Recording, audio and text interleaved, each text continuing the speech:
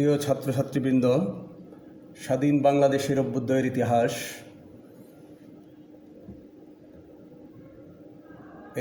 এই সাবজেক্টে আমি আজ আলোচনা করব অখণ্ড স্বাধীন বাংলা রাষ্ট্র গঠনের উদ্যোগ 1947 এবং এর পরিণতি সম্পর্কে। প্রিয় ছাত্রছাত্রীবৃন্দ, 1947 সালে ভারতীয় উপমহাদেশের বিভক্তিকরণ যখন প্রায় চূড়ান্ত, এমনই এক ক্রান্তিলগ্নে বাংলার chief minister Hossain Shaheed Suhrawardy 1947-এর 27শে April দিল্লিতে এক সাংবাদিক সম্মেলনে আনুষ্ঠানিকভাবে স্বাধীন সার্বভৌম অখণ্ড বাংলা প্রতিষ্ঠার উদ্যোগ গ্রহণের কথা ঘোষণা করেন। এর ভিত্তিতে 1947 সালের মে মাসে বাংলা কংগ্রেসের সভাপতি নেতাজি সুভাষচন্দ্র বসুর জ্যেষ্ঠ ভ্রাতা শরৎচন্দ্র বসুর সঙ্গে ঐক্যমত্যে উপনীত হয়ে তাদের মাঝে যে চুক্তি স্বাক্ষরিত হয় সেটাই বসু-সোহরাওয়ার্দী প্রস্তাব নামে পরিচিত। এই প্রস্তাবের ভিত্তিতেই অখণ্ড স্বাধীন বাংলা রাষ্ট্র গঠনের উদ্যোগ গ্রহণ করা হয়। এই উদ্যোগের সাথে আরও যারা সংশ্লিষ্ট ছিলেন তাদের মধ্যে বঙ্গীয় প্রাদেশিক মুসলিম লীগের সম্পাদক আবুল হাশিম সাহেব ছিলেন বঙ্গীয় প্রাদেশিক কংগ্রেসের সংসদীয় নেতা কিরণ শঙ্কর রায় এবং আরও অনেকে। যদিও এই উদার অসাম্প্রদায়িক প্রস্তাবখানি তথা অখণ্ড স্বাধীন বাংলা রাষ্ট্র গঠনের প্রস্তাব তৎকালীন ভারতীয় কংগ্রেস, মুসলিম লীগের কেন্দ্রীয় নেতৃবৃন্দ কিংবা ব্রিটিশ সরকার কারো কাছেই গ্রহণযোগ্য হয়নি।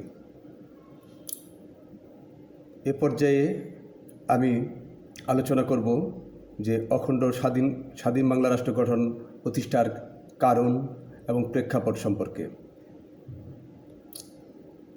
অখণ্ড স্বাধীন বাংলা রাষ্ট্র গঠনের কারণ সম্পর্কে বা প্রেক্ষাপট সম্পর্কে বিভিন্ন ঐতিহাসিক পণ্ডিত এবং গবেষকগণ গবেষণা করে ভিন্ন ভিন্ন মত প্রকাশ করেছেন। তবে যে কারণগুলো এ প্রসঙ্গে অত্যন্ত গুরুত্বপূর্ণ তার মধ্যে রয়েছে বাংলা বিভক্তি প্রতিরোধ একটি কারণ। এ সম্পর্কে আমি আলোচনা করছি। অধিকাংশ ঐতিহাসিক বা গবেষকগণ মনে করেন যে এটি ছিল বাংলা বিভক্তি প্রতিরোধের উদ্দেশ্যে বাংলার তৎকালীন প্রধানমন্ত্রী সোহরাওয়ার্দীর একটি বিকল্প প্রস্তাব। কংগ্রেস মহাসভা সহ অবাঙালি হিন্দু নেতাদের বড় অংশই বাংলা বিভক্তির পক্ষে ছিলেন। এই হিন্দু নেতারাই হিন্দু সম্প্রদায়কে দিয়ে 1905 সালে বঙ্গভঙ্গের বিরুদ্ধে আন্দোলন করে বঙ্গভঙ্গ রদ করেছিলেন। তারাই আবার 1947 সালে বাংলা বিভাগ দাবি করেন। এ সময় বিশেষ করে 1947 সালের প্রথম থেকে কংগ্রেস এবং হিন্দু মহাসভার বাংলা বিভক্তির প্রচেষ্টা চাঙ্গা হলে বাংলার মুসলিম লীগের শীর্ষস্থানীয় নেতা হোসেন শহীদ সোহরাওয়ার্দী ও আবুল হাশিম এই প্রদেশকে একটি স্বাধীন ও সার্বভৌম রাষ্ট্রে পরিণত করার প্রস্তাব করেন। তাদের প্রস্তাব ছিল বাংলাদেশ, পাকিস্তান বা হিন্দুস্তান কোনো রাষ্ট্রে যোগ দেবে না তারা। এটি হবে একটি স্বাধীন এবং সার্বভৌম রাষ্ট্র। প্রথমে বাংলার অধিকাংশ মুসলমান নেতাই এ প্রস্তাবের পক্ষে ছিলেন। হোসেন সোহরাওয়ার্দী বলেন, বাংলাদেশ বাঙালির এবং একটি অবিচ্ছেদ্য এবং অবিভাজ্য।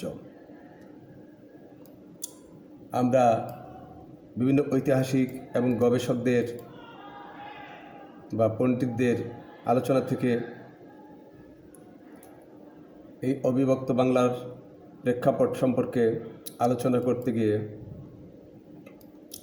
আরেকটি বিষয় পাই, তা হচ্ছে হিন্দু মুসলিম ঐক্যের প্রয়াস। বাঙালি হিন্দুরা ভারতীয় জাতীয়তা ও অখণ্ড ভারতের আদর্শে বিশ্বাসী থাকলেও তারা বাংলার জাতীয় স্বাতন্ত্র্য অক্ষুণ্ণ রাখতে চেয়েছিল। বঙ্গভঙ্গ ও বঙ্গভঙ্গ রদের ইস্যুতে হিন্দু মুসলিম সম্পর্কে ফাটল ধরলেও বাঙালি জাতীয়তাবাদের স্বার্থে আবার তাদের মাঝে বিশেষ সম্প্রীতি বা সৌহার্দ্য ফিরে আসে। বাংলার হিন্দু ও মুসলমান নেতারা সম্মিলিতভাবে বাঙালির জাতীয়তা মজবুত করার প্রয়াস চালান।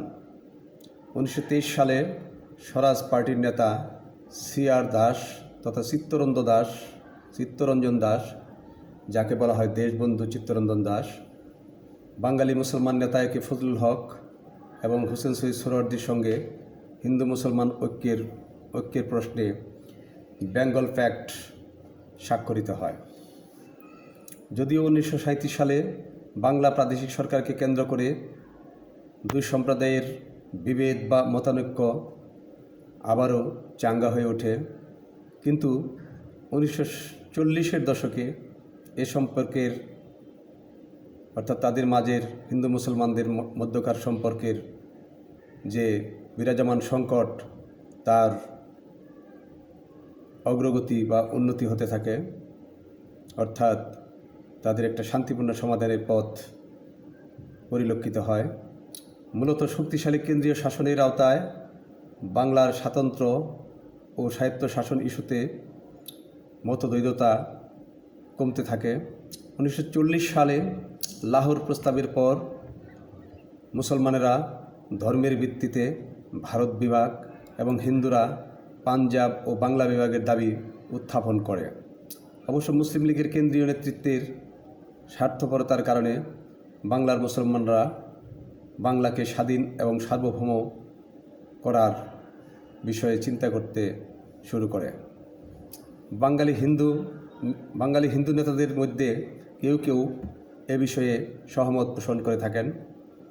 1947 সালে ব্রিটিশ সরকার ও কংগ্রেসের কেন্দ্রীয় নেতৃত্বের বাংলা বিভাগের প্রচেষ্টার বিপরীতে তারা যুক্ত বাংলা বা অবিভক্ত বাংলার দাবিতে বেশ কিছু উদ্যোগ গ্রহণ করেন।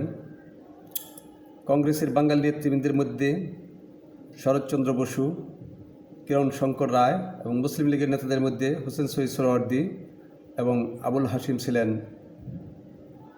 এই সম্প্রীতির মূল উদ্যোক্তা।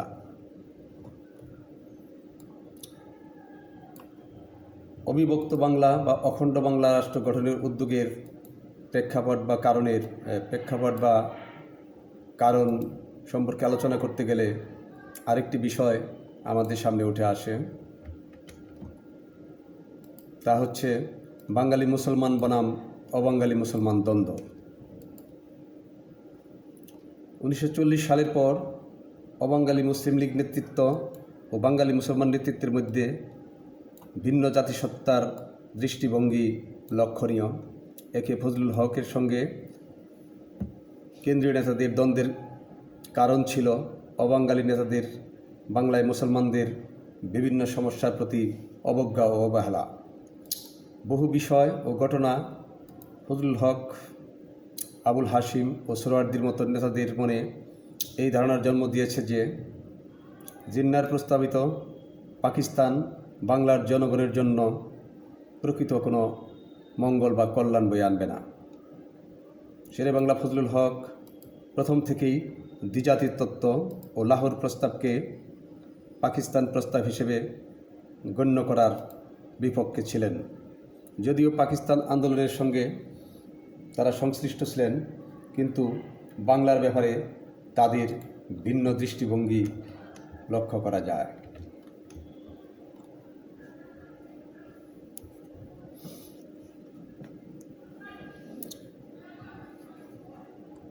অবিভক্ত বাংলার উদ্যোগ তথা বসু সোহরাওয়ার্দী চুক্তি সম্পর্কে এবার সংক্ষেপে আলোচনা করছি। শরৎচন্দ্র বসুর কলকাতার 1 নং উডবার্ন পার্কের বাসভবনে 1947 সালের 20 মে মুসলিম লীগ ও কংগ্রেস নেতাদের এক বিশেষ সম্মেলন আহ্বান করা হয়।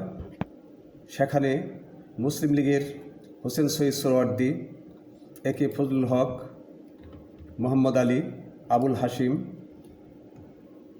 এম মালিক ওনারা উপস্থিত ছিলেন। অন্যদিকে হিন্দু নেতাদের মধ্যে ছিলেন শরৎচন্দ্র বসু, কিরণ শঙ্কর রায়, সত্যরঞ্জন বক্সী প্রমুখ। তবে মুসলিম লীগের খাজা নাজিমউদ্দিন গ্রুপের সদস্যরা যথা নুরুল আমিন, ইউসুফ আলী চৌধুরী প্রমুখ নেতারা এই মিটিংয়ে উপস্থিত ছিলেন না। সভায় আলোচনা শেষে স্বাধীন বৃহত্তর বাংলা তথা অখণ্ড বাংলা চুক্তি স্বাক্ষরিত হয়। মুসলিম লীগের পক্ষে আবুল হাশিম এবং কংগ্রেসের পক্ষে শরৎচন্দ্র বসু প্রস্তাবিত চুক্তিতে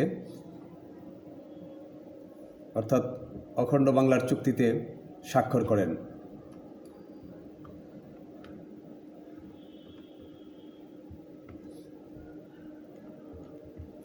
প্রিয় ছাত্রছাত্রীবৃন্দ, এই চুক্তির বিষয়গুলো কী ছিল বা মূল বিষয়গুলো কী ছিল এ সম্পর্কে আমাদের জানা দরকার। আমি এ সম্পর্কে এবার আলোচনা করছি।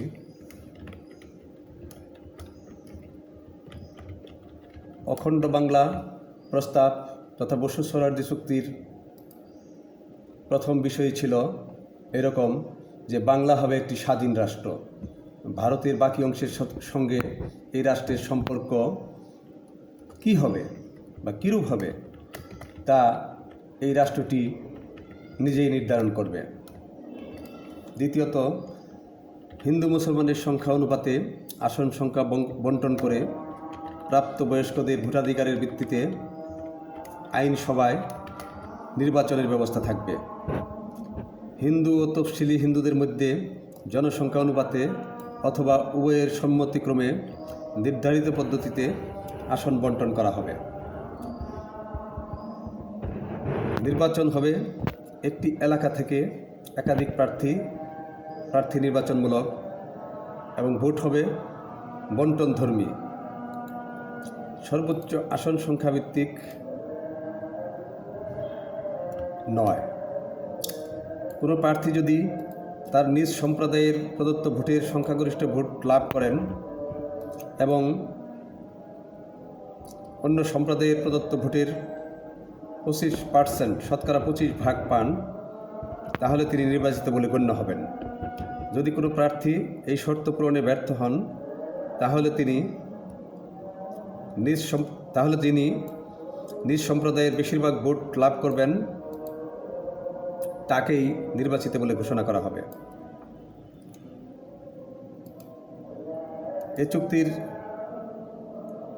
আরেকটি বিষয় হল, স্বাধীন বাংলার এরূপ পরিকল্পনা ব্রিটিশ সরকার মেনে নিলে কিংবা বাংলা বিভক্তি হবে না এরূপ ঘোষণা দিলে বাংলার বর্তমান মন্ত্রিসভা বা বিরাজমান মন্ত্রিসভা ভেঙে দেওয়া হবে এবং চিফ মিনিস্টার পদ বাদে সমসংখ্যক মুসলমান ও হিন্দু, তফসিলি হিন্দু সহ মুসলমান ও হিন্দু সদস্য নিয়ে একটি নতুন মন্ত্রিসভা গঠিত হবে। এই মন্ত্রিসভায় চিফ মিনিস্টার হবেন একজন মুসলমান এবং স্বরাষ্ট্রমন্ত্রী হবেন একজন হিন্দু। নতুন সংবিধান অনুযায়ী আইনসভা ও মন্ত্রিসভা গঠিত না হওয়া পর্যন্ত হিন্দু এবং মুসলমান উভয় সম্প্রদায় সামরিক বাহিনী ও পুলিশ সহ চাকরিতে সমান অংশ থাকবে। এসব চাকরিতে কেবল বাঙালিদেরই নিয়োগ করা হবে। ইউরোপীয় সম্প্রদায়কে বাদ দিয়ে বঙ্গীয় আইনসভায় 30 জন সদস্য নির্বাচিত হবেন। মুসলমান এবং অমুসলমান সদস্য সংখ্যা হবে যথাক্রমে 16 জন মুসলমান এবং 14 জন হিন্দু।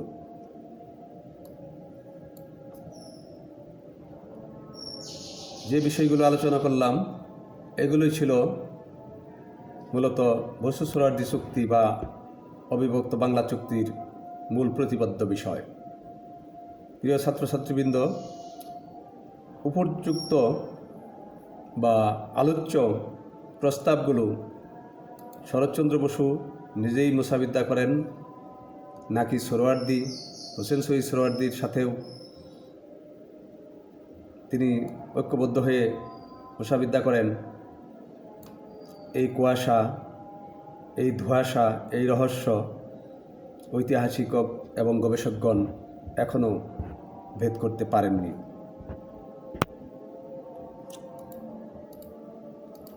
এই চুক্তির বিষয়গুলো তথা এই চুক্তি সম্পর্কে তৎকালীন সবগুলো পত্রপত্রিকায় আমরা এই চুক্তির খবরগুলো দেখতে পাই। বঙ্গীয় মুসলিম লীগের অনেকেই সন্দেহ করেন যে প্রস্তাবগুলো রচনার পূর্বে শরৎচন্দ্র বসুর সঙ্গে হোসেন শহীদ সোহরাওয়ার্দীর কয়েক দফা আলোচনা হয়েছে। প্রস্তাবগুলো প্রকাশিত হওয়ার পর দৈনিক আজাদ মন্তব্য করেছিল যে শরৎচন্দ্র বসু যেহেতু অখণ্ড বাংলা চান না, সেহেতু আন্দোলন থেকে সরে যাওয়ার জন্যই তিনি এই প্রস্তাবগুলো করেছিলেন, যাতে করে মুসলিম লীগ এগুলো না মেনে নেয়। জানা যায় বা শোনা যায় শরৎচন্দ্র বসু বৈঠকে প্রস্তাবগুলো সামনে এনে বলেছিলেন, মুসলিম লীগ যদি এগুলো মেনে নেয় তবেই তিনি অখণ্ড বাংলা রাষ্ট্র প্রতিষ্ঠার সংগ্রামে ঝাঁপিয়ে পড়তে পারেন। প্রিয় ছাত্রছাত্রীবৃন্দ, বসু সোহরাওয়ার্দী চুক্তি তথা অখণ্ড স্বাধীন বাংলা রাষ্ট্র গঠনের প্রয়াস, স্বাধীন বাংলাদেশের অভ্যুদয়ের ইতিহাসের একটি অত্যন্ত গুরুত্বপূর্ণ অধ্যায়। আমরা এই অখণ্ড বাংলা চুক্তির বা অখণ্ড স্বাধীন বাংলা রাষ্ট্র গঠনের প্রয়াস সম্পর্কে আলোচনা করলাম। পরবর্তী ক্লাসে আমরা এই প্রয়াসের বা এই প্রস্তাবের প্রতিক্রিয়া সম্পর্কে আলোচনা করব এবং এর ফলাফল কী হয়েছিল বা পরিণতি কী হয়েছিল সে সম্পর্কেও বিস্তারিত আলোচনা করব। আমরা ছাত্রছাত্রীদের উদ্দেশ্যে অর্থাৎ তোমাদের উদ্দেশ্যে এই অবসর মুহূর্তে বাড়িতে বসে কিছু কর্তব্য বা করণীয় নির্ধারণ করে দিচ্ছি। তোমরা বাড়িতে গিয়ে কিছু হোম টাস্ক করবে, কিছু কাজ করবে। বসে থাকার সময় নেই। মানব জীবনের সময়ের মূল্য অপরিসীম, যা আমরা অনেকেই বুঝি না। আমরা নিজেরাও হয়তো কখনো কখনো সময়ের মূল্য দেইনি।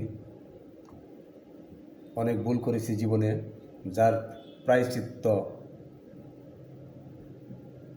মর্মে মর্মে অনুভব করছি।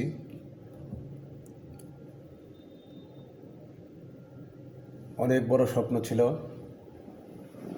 জীবনে, কিন্তু সেই স্বপ্নগুলো নিজেদেরই ভুলে বা সময়ের যথাযথ মূল্যায়নের কারণে, অবমূল্যায়নের কারণে, সময়ের প্রতি সঠিক সময়ে সঠিক কাজ করার খেয়াল না করার কারণে আজ সাফার করছি ব্যক্তিগত জীবনে। এসব বলে তোমাদের মনকে ভারাক্রান্ত করব না, তবে আমার জীবন থেকে তোমরা শিক্ষা গ্রহণ করবে, সময়ের মূল্য দেবে। কখনোই সময় নিয়ে, সময়ের কাজ সময়ে করা নিয়ে অবহেলা করবে না। করলে তার পরিণতি হয় খুবই করুণ এবং হৃদয় বিদারক তথা বেদনা বিদুর। তোমরা বাড়িতে এই কাজগুলো করবে। আমি তোমাদেরকে দুটো প্রশ্ন দিয়ে দিচ্ছি। তোমরা বাড়িতে নিজেরাই বসে বসে বই থেকে মূল পাঠ্য বই অধ্যয়ন করে দুটো নোট করে নেবে। প্রথম প্রশ্নটি হচ্ছে, অখণ্ড স্বাধীন বাংলা রাষ্ট্র গঠনের কারণ বা প্রেক্ষাপট আলোচনা করো।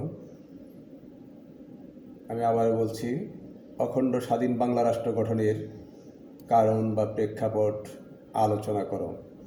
এই বিষয়ে তোমরা একটি সুন্দর করে নোট করবে বাড়িতে বসে বসে। দ্বিতীয় প্রশ্নটি হচ্ছে, অখণ্ড স্বাধীন বাংলা রাষ্ট্র গঠন তথা বসু সোহরাওয়ার্দী প্রস্তাবের প্রতিক্রিয়া আলোচনা করো। দ্বিতীয় প্রশ্নটি হচ্ছে, অখণ্ড স্বাধীন বাংলা রাষ্ট্র গঠন তথা বসু সোহরাওয়ার্দী প্রস্তাবের প্রতিক্রিয়া আলোচনা করো। তোমরা যদি এভাবে প্রত্যেকটি বিষয়ের উপর দিনের পর দিন নোট করতে থাকো, নিজেরাই বুদ্ধি খাটিয়ে একটু পরিশ্রম করে নোট করো, তাহলে আশা করি পরীক্ষায় অবশ্যই তোমরা ভালো ফলাফল অর্জন করবে। তোমাদের সুন্দর এবং সুস্থ জীবন কামনায়, শুভকামনায় আজকের ক্লাস এখানেই শেষ করছি। আল্লাহ হাফেজ।